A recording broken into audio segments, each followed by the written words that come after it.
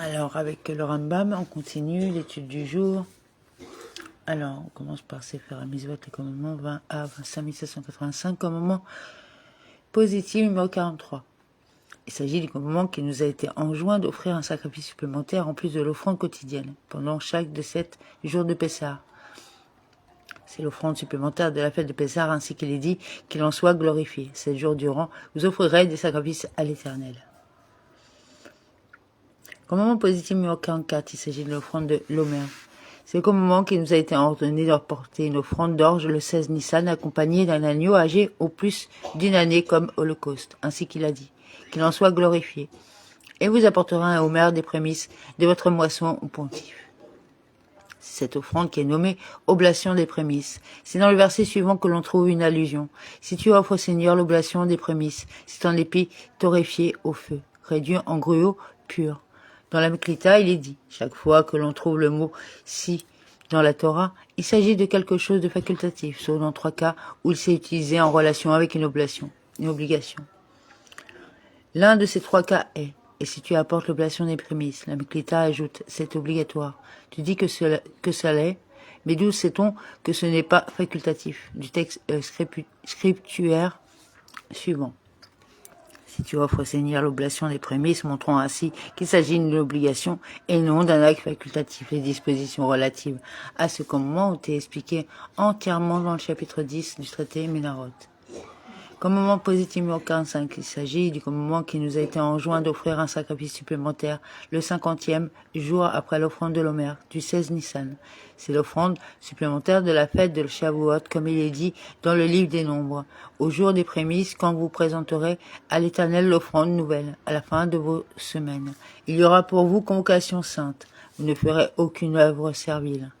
Vous offrirez comme holocauste d'odeur agréable à l'Éternel 2 jeunes taureaux, un bélier, 7 agneaux âgés d'1 an.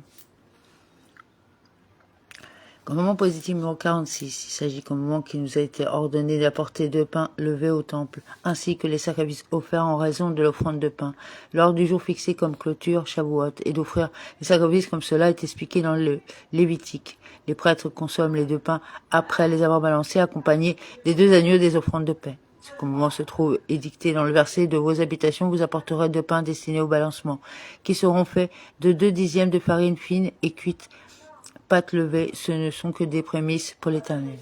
Dans le chapitre 4 de Ménarot, on explique que ce sacrifice qui vient en raison de l'offrande de pain est séparé et distinct de l'offrande supplémentaire du jour de la fête des semaines. Nous en avons déjà donné des explications suffisantes dans notre commentaire du traité Ménarot.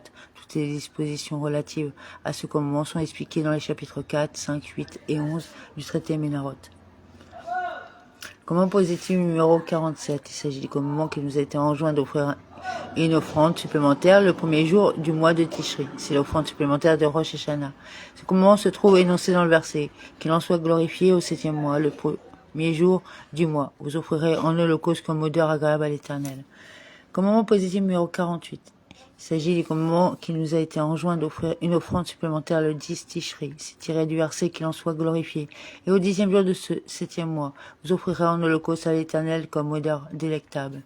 Commandement positif numéro 50. Il s'agit du commandement qui nous a été enjoint d'offrir un sacrifice supplémentaire durant les jours de la fête de Sukkot. Il est tiré du verset gloire à celui qui l'a énoncé. Vous offrirez en holocauste comme sacrifice d'odeur agréable à l'Éternel. C'est cela l'offrande supplémentaire de la fête de Sukkot. Commandement positif numéro 51. Il s'agit du commandement qui nous a été ordonné d'offrir un sacrifice supplémentaire le 8e jour de la fête de Sukkot, et c'est cela l'offrande supplémentaire du 8e jour de clôture, Shemini Atzeret. Ce qui nous oblige à compter cette offrande supplémentaire comme une offrande distincte de toutes les autres offrandes présentées durant la fête de Sukkot provient du principe établi que le 8e jour de clôture constitue une fête en soi. Les commentateurs ont affirmé qu'il s'agit d'une fête pour elle-même, à laquelle correspond un sacrifice pour lui-même. Cela prouve qu'il s'agit d'un sacrifice indépendant, et le problème devient ainsi tout à fait simple. Donc, 3 prakim amènent approfondi le commandement. Donc, c'est 3 prakim, c'est 20 à 5785, c'est faire avoda, loi relative au sacrifice quotidien, et additionnel, chapitre 6. L'ordre des procédures quotidiennes dans le temple est le suivant. À l'approche de l'aube, le proposé sur le tirage au sort se présente et frappe à la porte de la chambre du feu qui ouvre sur le parvis. Les Kohanim présents lui ouvrent et ils inspectent tout le parvis pour vérifier que tous les accessoires de culte sont à leur place. Ils désignent ceux qui préparent les ravitines afin qu'ils préparent les ravitines. Tous les Kohanim présents dans la chambre du feu s'étaient déjà immergés au milieu avant l'arrivée du préposé et avaient revêtu les vêtements de prêtrise. Ils viennent et se tiennent dans la loge de la pierre taillée pour procéder au premier ou au deuxième tirage au sort. Et chacun gagne le mérite de la tâche qui lui est attribuée, comme nous l'avons expliqué. Celui qui commence le service est celui qui a acquis le mérite d'enlever les cendres de l'autel extérieur, et il prélève les cendres de la manière précédemment décrite. Après quoi, il dispose le grand bûcher, puis le second bûcher, et il monte ensuite les deux bûches de bois qu'il pose sur le grand bûcher afin d'accroître le feu. Ensuite, les Kohanim entrent dans la loge des ustensiles et ils sortent tous les ustensiles sacerdotaux dont on a besoin pour toute la journée. Ils donnent de l'eau à boire à l'agneau, destiné en sacrifice quotidien pour qu'il soit facile à dépouiller. Celui qui a gagné le mérite de faire l'abattage du sacrifice le tire à l'atelier des viandes et les Kohanim ayant acquis le mérite de monter les membres du sacrifice sur la rampe de l'autel le suivent. Ils attendent là jusqu'à ce que l'on ouvre le grand portail du Hékal. Au moment où on ouvre le portail, on fait l'abattage du sacrifice quotidien. Ensuite, deux Kohanim entrent dans le Hékal. L'un est celui qui a acquis le mérite de nettoyer les cendres de l'autel intérieur et le second, celui qui a acquis le mérite de nettoyer le candélabre. Celui qui débarrasse les cendres de l'autel intérieur exécute cette tâche pendant qu'on abat le sacrifice quotidien. Après quoi, celui qui recueille le sang du sacrifice en fait aspersion sur l'autel extérieur. Après que le sang a été aspergé sur l'autel extérieur, celui qui est dans le Hékal pour nettoyer le candélabre arrange, c'est-à-dire nettoie et allume les 5 lampes. Puis le Kohen qui a nettoyé les cendres de l'autel intérieur et celui qui a nettoyé le candélabre sortent tous deux du Hékal.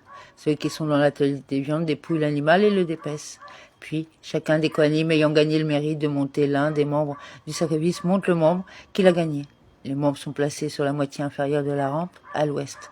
Ceux du sacrifice supplémentaire Moussa sont placés sur la moitié inférieure de la rampe, à l'est. Et ceux du sacrifice de Rosh Chodesh sont placés en haut de l'autel, entre une corne et l'autre, à l'endroit où ils marchent les Kohanim, afin de faire savoir que c'est le jour de Rosh Chodesh. À cet endroit, sur la rampe, ils salent les membres. Ils répandent aussi du sel sur la rampe, même le Shabbat, afin d'éviter que la rampe ne devienne glissante en raison de la graisse des viandes qui s'y trouvent, et que les Kohanim ne tombent pas en portant le bois pour le bûcher. Bien que le sel fasse séparation entre les pieds des Kohanim et la rampe, étant donné que ce transport du bois sur l'autel n'est pas un acte du service, on n'y prête pas attention. Après avoir monté les membres sur la rampe, les Kohanim se rassemblent tous dans la loge de la pierre taillée. Et le préposé leur dit, récitez une seule bénédiction précédant le schéma. Et ils lisent la bénédiction introduite par les mots Ahavat Olam, les 10 commandements. Le premier paragraphe du schéma, le second paragraphe commençant par les mots Ve'aya et Shamoa, et le troisième paragraphe commençant par Vayomer. Puis ils récitent la bénédiction qui fait suite au schéma, introduite par les mots Emet et Yatsiv, la bénédiction Retse et Sim Shalom. Le Shabbat y ajoute une bénédiction qui est dite par les membres de la garde, sortant aux membres de la garde. Enfin, celui qui a fait résider son nom dans cette maison fera résider parmi vous l'amour, la fraternité, la paix et l'amitié. Puis il procède au troisième tirage au sort pour déterminer qui brûlera l'encens et au quatrième pour déterminer qui montera les membres du sacrifice de la rampe à l'autel. Celui qui acquiert le mérite de brûler l'encens entre dans le Hékal et brûle l'encens sur l'autel intérieur. Puis le Kohen qui a acquis le mérite de nettoyer le candélabre entre et arrange, c'est-à-dire nettoie et allume les 2 lampes restantes. Le Kohen qui a brûlé l'encens sort ensuite avec celui qui a nettoyé le candélabre et se tient sur les marches du Oulam, avec ses frères Kohanim de la garde qui se sont occupés jusqu'à présent du service quotidien. Lorsque les Kohanim sortant de la loge de la pierre taillée pour se diriger vers le Oulam, arrivent entre le Oulam et l'autel pour brûler l'encens. L'un prend la pelle et la jette entre le Oulam et l'autel. Elle faisait ainsi un bruit assourdissant. Cela servait à 3 choses. Un Kohen qui entendait ce bruit savait alors que ses frères Kohanim étaient sur le point d'entrer dans le Hékal pour se prosterner et accourait pour se joindre à eux. Le Lévite qui entendait le bruit savait que ses frères Lévites étaient sur le point d'entrer dans le parvis pour chanter au moment des libations. Il accourait pour se joindre à eux. Et le chef de Mahamad de la semaine, lorsqu'il entendait ce bruit, réunissait les Kohanim impurs à la porte de l'Est, à cause de la suspicion, afin que tous sachent que la raison pour laquelle ils ne venaient pas servir est qu'ils n'avaient pas encore apporté leur expiation. Après le nettoyage des 2 lampes, Celui qui a acquis le mérite de monter les membres de la rampe sur l'autel exécute cette tâche.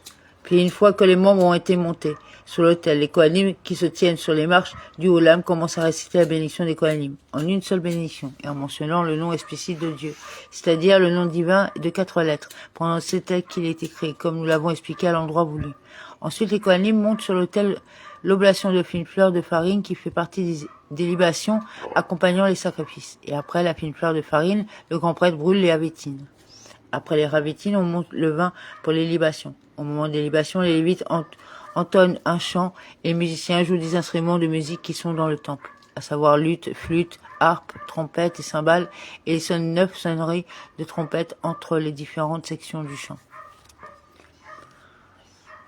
Lorsqu'il donnait le vin à celui qui le versait en libation sur le soubassement de l'autel, 2 Kohanim se tenaient sur la table des grâces située à côté de l'autel, avec 2 trompettes dans leurs mains, et l'ascenseur du grand prêtre se tenait sur la corne sud-ouest de l'autel, avec des drapeaux à la main. Les 2 Kohanim, avec les trompettes, sonnaient une tekiya, une teroa et une tekiya. Puis ils venaient près de lui proposer sur les cymbales, l'un à sa droite et l'autre à sa gauche.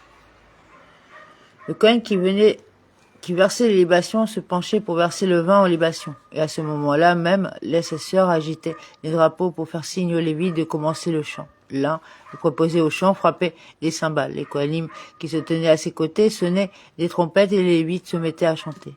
Quand ils arrivaient à la fin d'une section du chant, les 2 Kohanim sonnaient une série de tekiya, teroa, tekiya. Et toute l'assemblée qui se trouvait dans le parvis se prosternait. Et ainsi de suite pour la fin de chaque section. Les sonneries accompagnant le sacrifice quotidien étaient au total au nombre de 9, comme nous l'avons expliqué.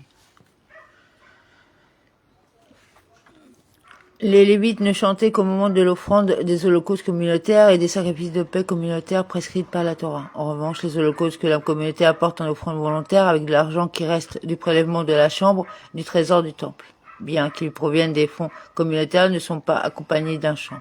Et de même, les libations apportées séparément ne sont pas accompagnées d'un chant. Voici les chants que récitaient les Lévites dans le temple, lors des libations de vin accompagnant le sacrifice quotidien. Le dimanche, ils récitaient le psaume 24, introduit par les mots « À l'Éternel appartient la terre et ce qu'elle renferme ». Le lundi, ils récitaient le psaume 48, commençant par les mots « Grand est l'Éternel et justement glorifié, dans la ville de notre Dieu, sa sainte montagne, etc. » Le mardi, ils récitaient le psaume 82, commençant par les mots « Dieu se tient dans l'assemblée divine, au milieu des juges, il juge ». Le mercredi, il récitait le psaume 94, commençant par les mots « Dieu des vindictes »,« Éternel Dieu des vindictes » apparaît.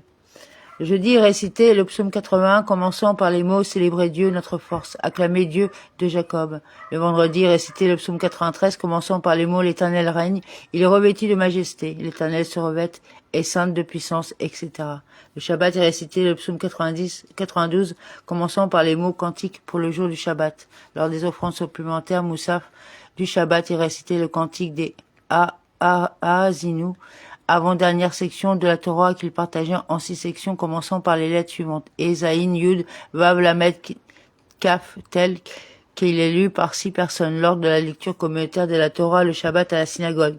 Il récitait une section chaque Shabbat. Lorsqu'il terminait le chant au bout de 6 Shabbats, il recommençait au début. Lors du sacrifice de l'après-midi, le Shabbat, il récitait le cantique. Alors Moïse chanta, et qui est comme toi, etc. Lors du sacrifice supplémentaire Moussa de Rosh Hashanah, il récitait le psaume 81, commençant par les mots « Célébrez Dieu, notre force ». Et lorsque Rosh Hashanah tombait un jeudi, jour durant lequel le psaume 81 est d'ores et déjà récité au moment de l'offrande du sacrifice quotidien, il divisait donc le psaume en 2 parties. Il récitait lors du sacrifice quotidien ce psaume jusqu'au verset 6, puis à l'heure du sacrifice supplémentaire, il continuait le psaume à partir du verset 7. J'ai déchargé son épaule du fardeau.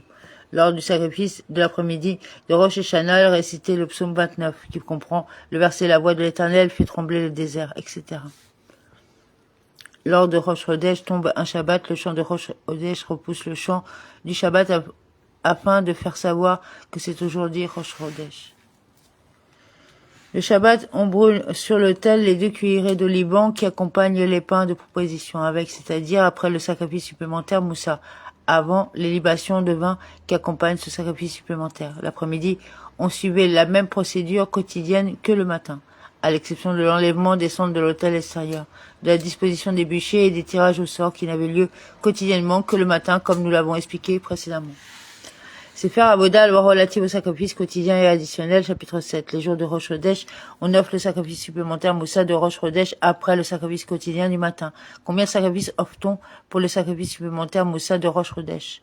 2 taureaux, un bélier et 7 agneaux, tout comme holocauste et un bouc en sacrifice expiatoire. Le rituel de tous ces holocaustes est le même que celui du sacrifice quotidien. Le rituel des sacrifices expiatoires de Rosh Chodesh et des fêtes de pèlerinage est le même que celui du sacrifice expiatoire consommé par les Kohanim, que nous avons décrit précédemment. À Pessah, on offre chaque jour, du 1er au 7e jour, un sacrifice de Moussa comme le Moussa du nouveau mois. 2 taureaux, un bélier et 7 agneaux, tout comme l'holocauste et un bouc en sacrifice expiatoire qui est consommé le second jour de Pessah, qui est le 16 Nissan. On offre en plus du sacrifice de Moussa de chaque jour de Pessah, un agneau en holocauste accompagnant l'Omer du balancement, qui est une oblation communautaire comme nous l'avons expliqué. Cette offrande de l'Omer avec l'agneau qui l'accompagne a un temps fixe. C'est pourquoi elle repousse le Shabbat et l'impureté. L'oblation de l'Omer ne peut provenir que de l'orge issue de la récolte de la terre d'Israël, ainsi qu'il est dit. Quand vous serez entrés dans le pays, vous apporterez un Omer des prémices de votre moisson au Kohen. Idéalement, la mitzvah sera accomplie avec de l'orge provenant des champs les plus proches de Jérusalem. Si ce n'est pas le cas, l'orge pour oblation pourra être apportée de n'importe quel endroit de la terre d'Israël. La mitzvah de l'Omer consiste a priori à ce que l'orge soit moissonnée la nuit, durant la nuit du 15 au 16 Nissan, et ce, que le 16 Nissan tombe un jour de semaine ou un Shabbat. Toute la nuit, depuis l'apparition des étoiles jusqu'à l'aube, est valable pour la moisson de l'orge pour l'Omer. Si on l'a moissonnée durant la journée, c'est-à-dire durant la journée du 15 Nissan ou la journée du 16 Nissan, c'est tout de même valide a posteriori. L'orge pour la mitzvah de l'Omer doit a priori provenir de la récolte du surpied, moissonnée spécialement en vue de cette offrande. Si on ne trouve pas de récolte sur pied, c'est-à-dire que tout a déjà été moissonné, on apportera l'Omer à partir de l'orge provenant de gerbes déjà coupées. L'orge pour la mitzvah de l'Omer doit a priori provenir des épis frais. Si on ne trouve pas d'épis frais, on apportera l'Omer de la récolte sèche. On avait l'habitude d'apporter pour cette offrande les épis provenant des champs situés au sud de Jérusalem. On labourait et on laissait reposer la moitié du champ. La première année, on labourait et on ensemençait l'autre moitié. L'année suivante, on labourait et on laissait reposer la partie du champ que l'on avait ensemencé. La première année, on ensemençait l'autre moitié. C'est de cette partie qu'on apportait les grains pour l'Omer. L'oblation de l'Omer provient de l'orge. C'est là une loi transmise depuis Moïse qu'il a reçue sur le Sinaï. Comment se déroulait la moisson de l'Omer? La veille de la fête de Pessah, les délégués du tribunal rabbinique sortaient et lisaient en faisceau les épis d'orge qui étaient encore attachés au sol, afin qu'il soit facile à moissonner le lendemain à l'issue du jour de fête. Les habitants de toutes les villes à proximité se rassemblaient afin que la moisson soit faite avec une grande mobilisation. On moissonnait 3 CA d'orge avec 3 personnes munies de 3 paniers et de 3 fossiles. Une fois la nuit tombée, c'est-à-dire à l'issue du premier jour de la fête de Pessah, le moissonneur demandait à tous les présents: « Le soleil s'est-il complètement couché ?» Ils répondaient « Oui ». Et réitérait: « Le soleil s'est-il complètement couché ?» Et répondait « Oui ». « Le soleil s'est-il complètement couché ?» Et répondait « Oui ». Il demandait ensuite: « Dois-je moissonner les épis avec cette fossile ?» Et répondait « Oui ». « Dois-je moissonner les épis avec cette fossile ?» Et répondait « Oui ». « Dois-je moissonner les épis avec cette fossile ?» Et répondait « Oui ». Il demandait ensuite: « Dois-je mettre la récolte dans ce panier ?» Et répondait « Oui ». « Dois-je mettre la récolte dans ce panier ?» Répondait oui. Dois-je mettre la récolte dans ce panier? Il répondait oui. Si le 16 Nissan tombait un Shabbat, il demandait: dois-je faire la moisson en ce jour de Shabbat? Il répondait oui. Dois-je faire la moisson en ce jour de Shabbat? Et il répondait oui. Dois-je faire la moisson en ce jour de Shabbat? Et il répondait oui. Ensuite, il leur demandait: dois-je moissonner? Il leur disait: moissonne. Dois-je moissonner? Et il répondait: moissonne. Dois-je moissonner? Et il répondait: moissonne. 3 fois pour chaque chose. Pourquoi tout cela? À cause de l'opinion erronée des sectaires, qui s'étaient exclus de la communauté d'Israël à l'époque du Second Temple, en rejetant la tradition orale reçue par les sages et en réinterprétant les versets de la Torah à leur gré. Ceux-ci soutenaient que le verset à propos du compte de l'Omer, débutant le jour de l'offrande de l'Omer, « Et vous compterez pour vous au lendemain du Shabbat », fait référence au Shabbat stricto sensus. Or, d'après la tradition reçue par les sages, l'expression « au lendemain du Shabbat » ne faisait pas référence au Shabbat, mais au premier jour de fête de Pessah. On a aussi toujours observé les prophètes et le Sanhédrin à travers les générations fait le balancement de l'Omer le 16 Nissan, que le 16 Nissan tombe un jour de semaine ou un Shabbat. Du fait de Boétusiens, qui induisait en erreur le peuple. On suivait cette procédure afin de faire savoir que leur interprétation n'est pas conforme à la loi. On peut également apporter une preuve scripturaire à l'interprétation traditionnelle. Il est dit dans la Torah, et du pain, du grain grillé et du gros. Vous ne mangerez pas jusqu'à ce jour. C'est-à-dire qu'il est interdit de consommer de la nouvelle récolte tant que l'omer n'a pas été offert. Il est dit, au sujet de la première fête de Pessah, que les Juifs célébrèrent après leur entrée en Israël. Et le lendemain du premier jour de Pessah, ce même jour, ils mangèrent du blé du pays, en pain azim et en grains torréfiés. Ce qui indique donc bien que l'offrande de l'omer eut lieu en ce jour, le lendemain du premier jour du Pessah, et que l'interprétation de Boéthucien est erronée. Or, si l'on suggère que ce Pessah dont il est question dans ce verset eut lieu un Shabbat, comme pense Césso, pourquoi l'Écriture eut-elle donc fait dépendre la permission de consommer de la nouvelle récolte à quelque chose qui n'est ni essentiel, ni la raison, mais n'est que coïncidence? En fait, puisque l'Écriture a lié cette autorisation au jour du lendemain de Pessah, il est évident que le lendemain de Pessah est ce qui donne la permission de consommer la nouvelle récolte. Et on ne fait pas attention à quel jour de la semaine il s'agit. Une fois que l'orge avait été moissonnée et placée dans des paniers, on la portait dans le parvis et elle était battue, vannée et triée. On prenait alors des grains d'orge que l'on torréfiait au feu dans un tube percé de trous pour que le feu s'étende sur tous les grains, ainsi qu'il est dit. Et puis mûr, torréfié et feu. La tradition orale enseigne que ce verset ne fait référence qu'à l'oblation de l'omer. Après avoir torréfié les grains, on les étendait dans le parvis pour que le vent souffle dessus afin qu'ils sèchent.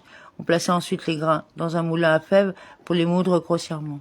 On moulait les 3 CA et on tirait du tout un isaron de fine fleur de farine, soit 1/10 de la quantité totale, tamisé successivement avec 13 tamis plus fins l'un que l'autre. Le reste était racheté pour devenir profane et pouvait alors être consommé par tout un chacun.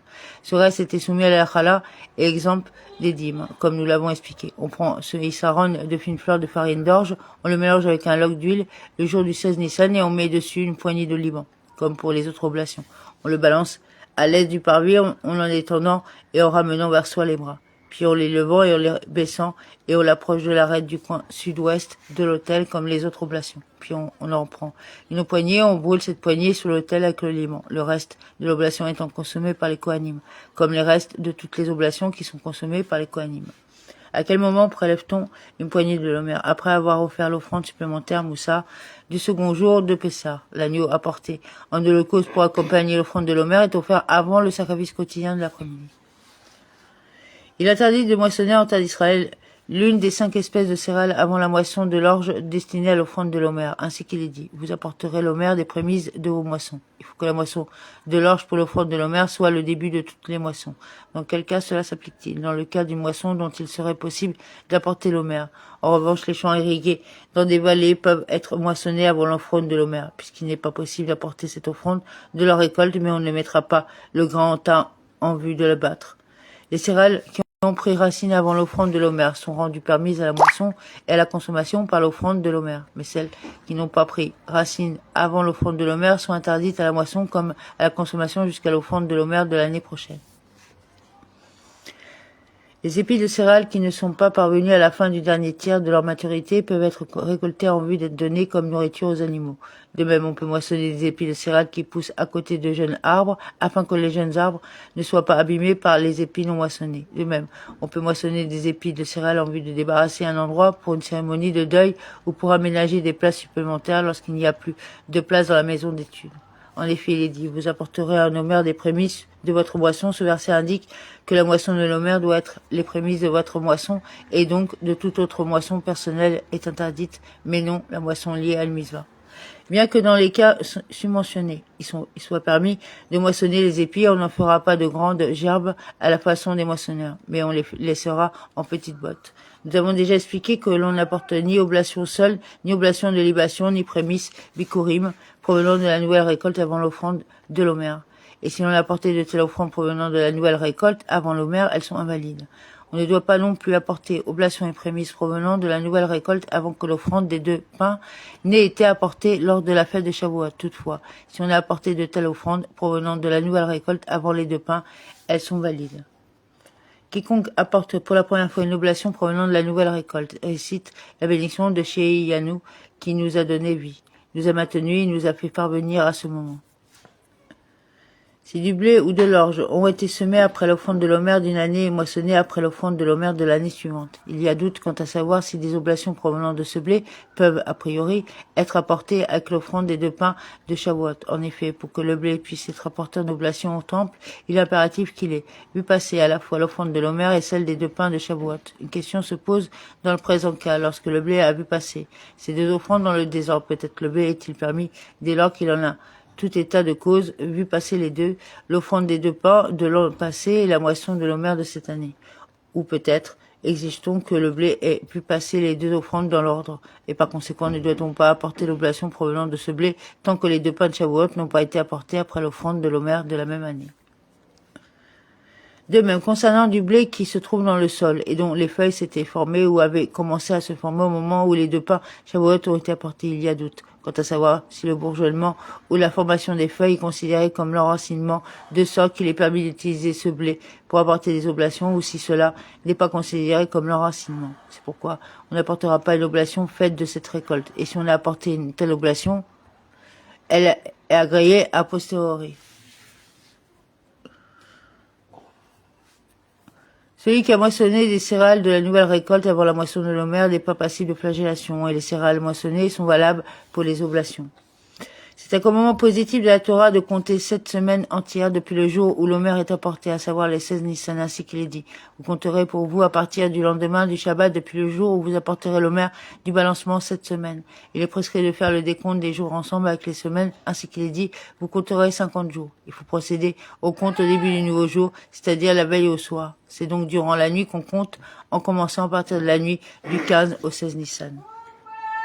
Si l'on a omis de compter durant la nuit, on comptera durant la journée. On procède au compte en se tenant debout uniquement. Mais si l'on a compté assis, on est quitte. Ce commandement incombe à tout chaque homme juif en tout lieu et à toute époque. Les femmes et les esclaves cananéens en sont exemples. Et il faut réciter chaque nuit la bénédiction. Béni sois-tu, Éternel, notre Dieu, roi de l'univers, qui nous a sanctifiés par ses commandements et nous a prescrit les comptes du Homère.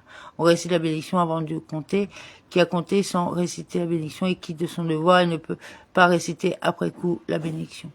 C'est faire Avoda, loi relative au sacrifice quotidien et additionnel, chapitre 8. Le 50e jour du compte d'Homère est la fête de Shavuot, qui est appelée Atzeret. En ce jour, on offre une offrande supplémentaire Moussa similaire à l'offrande supplémentaire Moussa de Rosh Chodesh, 2 taureaux, un bélier et 7 agneaux, tous offerts comme holocauste et un bouc comme expiatoire. Ce sont les sacrifices mentionnés dans le livre des nombres, qui constituent l'offrande supplémentaire Moussa du jour de Shavuot. En plus de l'offrande supplémentaire du jour, on apporte une oblation nouvelle, première oblation à base de la nouvelle récolte, qui consiste en 2 pains. Avec les pains, on offre 1 taureau, 2 béliers et 7 agneaux en holocauste, un bouc en expiatoire et 2 agneaux en sacrifice de paix. Ce sont là les sacrifices mentionnés dans le Lévitique. Sont donc offerts en ce jour, en plus des 2 sacrifices quotidiens.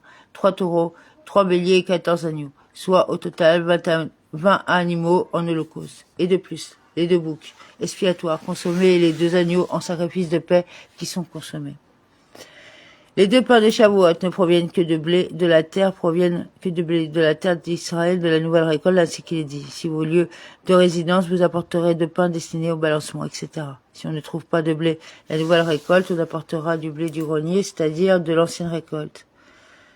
Concernant le blé descendu des nuages avec la pluie, il y a doute s'il peut être défini comme provenant de vos lieux de résidence, c'est-à-dire de la terre d'Israël ou non. C'est pourquoi on ne doit pas a priori apporter pour l'offrande des pains faits à base de ce blé. Si on a tout de même apporté des pains à base de ce blé, l'offrande est valable a posteriori. Comment préparait-on les 2 pains?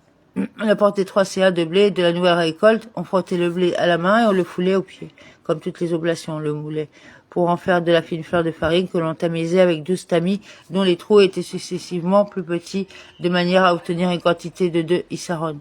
Le reste de la farine était racheté et pouvait alors être consommé par tout un chacun. Cette farine était soumise au prélèvement de la challah une fois pétrie et exempte des dîmes comme nous l'avons expliqué. Les 2 pains qui proviennent de la nouvelle récolte de blé doivent chacun être faits d'un issaron de fine fleur de farine obtenu à partir d'un CA et demi de blé et tamisé avec 12 tamis. Pour les pains de proposition, qui proviennent de l'ancienne récolte de blé, qui a eu le temps de bien sécher. 11 tamis suffisent. Et ils sont chacun faits d'une nissaron de fines fleurs de farine obtenues à partir d'un CA de blé. Mais pour l'offrande de l'Omer, qui provient de l'orge nouvelle fraîchement récoltée et moulue la nuit même, on obtient un nissaron de fines fleurs de farine de premier choix qu'à partir de 3 CA d'orge et avec 16 tamis. Pour toutes les oblations citées ci-dessus, si on a augmenté ou diminué le nombre de CA de blé ou d'orge requis pour la préparation de la fine fleur de farine, c'est tout de même valable. Pour les deux pains, on prend les 2 issarones de fine fleur de farine, on les pétrit un à un et on les cuit un à un, c'est-à-dire séparément. Le pétrissage et le travail de la pâte pour les 2 pains se font à l'extérieur du parvis et la cuisson se fait à l'intérieur, comme pour toutes les oblations. La confection des 2 pains ne repousse pas les interdits de Yom Tov. Et inutile de dire les interdits du Shabbat. On devra les cuire la veille de Yom Tov. En effet, il est dit à propos de la réalisation d'un travail pendant Yom Tov. Aucun travail ne pourra être fait, toutefois, ce qui sert à la nourriture de chacun. Cela seul pourra être fait pour vous. Le verset indique que l'autorisation est donnée de faire le travail nécessaire à la préparation de la nourriture, pour vous, mais non pour Dieu. Lorsque la veille de Yom Tov tombe un Shabbat, on les cuit la veille de Shabbat et ils sont donc consommés le 3e jour à compter de leur cuisson, qui est le jour de fête Yom Tov. La Torah dit expressément que ces pains sont levés chametz. Comment procède-t-on? On apporte du pain, du levain à part, on le met dans le récipient d'un nissaron, on remplit les sirènes de une fleur de farine et on la fait fermenter à l'aide de ce levain. Les 2 pains sont rectangulaires, chaque pain fait 7 tépharim de long, 4 tépharim de large et 4 doigts de haut. Comment se déroule le balancement de ces pains avec les 2 agneaux apportés en service de paix? Le Kohen apporte les 2 agneaux et procède à leur balancement quand ils sont en vie, comme il est dit. Et le Kohen les balancera en balancement. S'il a fait le balancement de chaque agneau séparément, c'est tout de même valable. Puis on procède à l'abattage des agneaux et le Kohen les dépouille. Il prend ensuite la poitrine et la cuisse de chacun des 2 agneaux et les pose à côté des 2 pains. Il pose les deux mains en dessous et balance le tout en même temps. À l'est du parvis, à l'endroit où ont lieu tous les balancements. Il les agite ensemble avec un geste de va-et-vient, puis vers le haut et vers le bas. Et s'il les a balancés un à un, il les quitte. Puis on brûle sur l'autel les parties sacrificielles des 2 agneaux, le reste de la viande étant consommé par les Kohanim. Il en va de même des 2 pains qui sont consommés par les Kohanim et partagés comme suit. Le grand prêtre prend l'un des 2 et le second est partagé entre toutes les gardes. La viande et les pains peuvent tous 2 être consommés uniquement le jour même, ainsi que la première moitié de la nuit qui suit, comme la chair des offrandes de haute sainteté qui doit impérativement être consommée par les Kohanim dans la journée ou la nuit qui suit. Le Kohen aurait-il fait l'abattage des 2 agneaux pour 4 pains? La règle suivante est appliquée. S'il a dit que 2 pains parmi les 4 soient sanctifiés, il en enlève 2 sur les 4 et les balance avec la poitrine et la cuisse des agneaux abattus. Les 2 pains restants sont rachetés à l'intérieur du parvis, puis consommés à l'extérieur comme de la nourriture profane. Et si le Kohen n'a pas stipulé qu'il consacrait uniquement 2 pains sur les 4, le pain n'est absolument pas sanctifié. Aurait-il fait l'abattage de 4 agneaux pour 2 pains, il en prend 2 sur les 4 et fait aspersion de leur sang, non pas au titre des offrandes d'agneaux de Shavuot, mais au titre des sacrifices de paix ordinaires. Après quoi il balance avec les 2 pains les 2 agneaux restants qui sont valides comme offrandes de Shavuot. Les 2 pains sont indispensables l'un pour l'autre et les 2 agneaux sont indispensables l'un pour l'autre, de sorte qu'il est impossible d'apporter un seul pain ou un seul agneau sans l'autre. C'est pourquoi si l'un des 2 meurt, s'enfuit ou devient terefa, on prendra un autre agneau comme partenaire pour accompagner le second. Si on a abattu l'un conformément à sa désignation et qu'ensuite le second meurt, s'enfuit ou devient terefa, on prendra un autre agneau comme partenaire pour l'accompagner.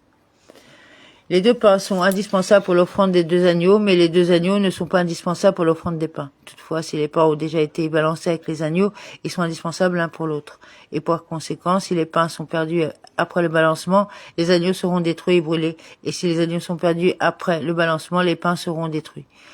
Dans ces 2 cas, on apportera alors d'autres pains et d'autres agneaux.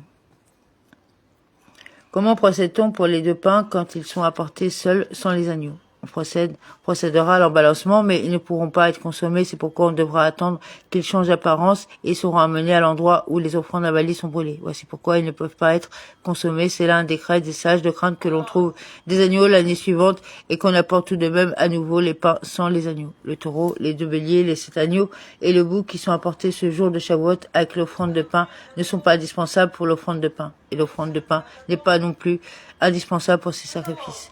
Les 2 taureaux du sacrifice supplémentaire Moussa du jour de Shavuot et le taureau offert en complément de pain ne sont pas non plus indispensables l'un pour l'autre.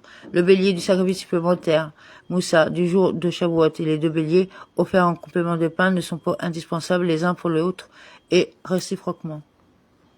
Les 7 agneaux du sacrifice supplémentaire Moussa du jour de Shavuot et les 7 agneaux offerts en complément de pain ne sont pas indispensables l'un pour l'autre. Mais si ces sacrifices dont on vient de dire qu'ils ne sont pas indispensables l'un pour l'autre ont déjà été abattus, ils sont alors tous indispensables l'un pour l'autre, et si l'un d'eux est perdu, tous seront détruits, il faudra apporter à nouveau tous les sacrifices. Les sacrifices quotidiens ne sont pas indispensables au sacrifice supplémentaire Moussa. Les sacrifices supplémentaires Moussa ne sont pas indispensables au sacrifice quotidien. Les sacrifices supplémentaires Moussa ne sont pas indispensables l'un pour l'autre et on peut en apporter une partie qui est impossible d'obtenir les autres et le nombre d'holocaustes n'est pas réhibitoire. Comment cela? S'ils n'ont trouvé que 6 agneaux au lieu de 7 pour le sacrifice de Moussa, ils en offrent 6. Même s'ils n'en ont trouvé qu'un seul, ils l'offrent. Cela concerne aussi bien l'offrande de Moussa, de Rosh Chodesh, que de Yom Tov ou de Shabbat. En pareille situation, mais qu'il n'est pas offert tous les sacrifices prescrits le jour de question, ils n'auront pas l'obligation d'offrir les autres au lendemain ou à une autre occasion, en fait. Une fois que le temps prescrit pour un sacrifice communautaire est passé sans qu'il soit apporté, l'offrande est annulée et n'aura pas lieu par la suite. S'ils n'ont trouvé que 2 agneaux en plus des 2 agneaux du sacrifice quotidien, de sorte que s'ils les offrent pour le sacrifice supplémentaire, Moussa du jour, ils n'auront pas d'agneaux pour les sacrifices quotidiens du lendemain. Se pose alors la question de savoir s'il est préférable de les offrir pour le Moussa du jour ou bien pour les sacrifices quotidiens du lendemain. La réponse est que les 2 possibilités s'équivalent et il n'y a pas de préférence. Ainsi, s'ils les ont offerts pour le sacrifice supplémentaire Moussa du jour, ils les ont offerts. Et s'il désire les laisser pour les sacrifices quotidiens du lendemain, qu'il les laisse. Amen.